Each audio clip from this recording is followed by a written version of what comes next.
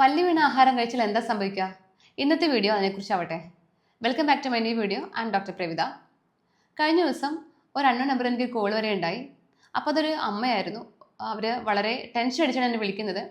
അവർ രാവിലെ ദോശ ഉണ്ടാക്കുന്ന സമയത്ത് ഒരു ദോശ ഉണ്ടാക്കി കഴിച്ചു. അതിൻ്റെ ഉപ്പ് പാകമാണെന്ന് അറിയാൻ വേണ്ടിയിട്ടാണ് അവർ ഉണ്ടാക്കി കഴിച്ചത്. ഉപ്പ് കുറവായതുകൊണ്ട് അവർ ഒന്നുകൂടെ ഒന്ന് ഇളക്കി നോക്കുമ്പോഴാണ് അതിനകത്ത് ഒരു പല്ലി ചത്ത് കിടപ്പുണ്ടായിരുന്നുള്ളവർ മനസ്സിലാക്കണേ. അവർ പെട്ടെന്ന് ടെൻഷനായി ആരൊക്കെയോ വിളിച്ച് എവിടെ നിന്ന് എൻ്റെ നമ്പർ കിട്ടിയിട്ടാണ് അവർ എന്നെ വിളിക്കുന്നത്. ഇതിൻ്റെ ഒരു ശാസ്ത്രീയ വശം നമുക്ക് നോക്കാം. പല്ലി ഒരു വിഷമുള്ള ജീവിയല്ല. അതായത് പല്ലിനെ തൊട്ടാലോ പല്ലി കടിച്ചാലോ ഒന്നും വിഷം പകരുമൊന്നുമില്ല.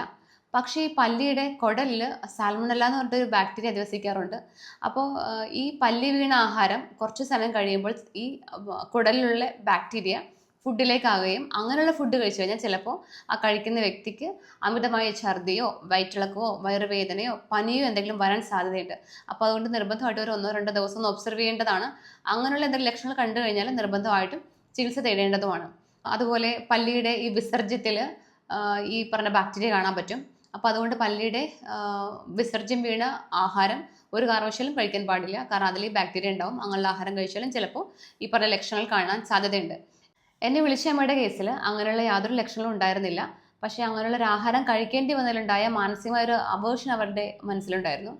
അപ്പോൾ അതിന് ഞാൻ കുറച്ച് മെൻ്റൽ സപ്പോർട്ടൊക്കെ കൊടുത്തു. ഇടയ്ക്ക് ഞാൻ വിളിച്ച് അന്വേഷിച്ചു. ആൾ ഓക്കെ ആയിരുന്നു. അപ്പോൾ കൺക്ലൂഷൻ ഇതാണ്: പല്ലി വീണ ആഹാരം കഴിച്ചാൽ പേടിക്കേണ്ട കാര്യമില്ല. പക്ഷേ ഇങ്ങനെയുള്ള ലക്ഷണം എന്തെങ്കിലും കാണുകയാണെന്നുണ്ടെങ്കിൽ നിർബന്ധമായിട്ടും നിങ്ങൾ അടുത്തുള്ള ഒരു ഡോക്ടറെ കണ്ട് ചികിത്സ തരേണ്ടതാണ്. താങ്ക്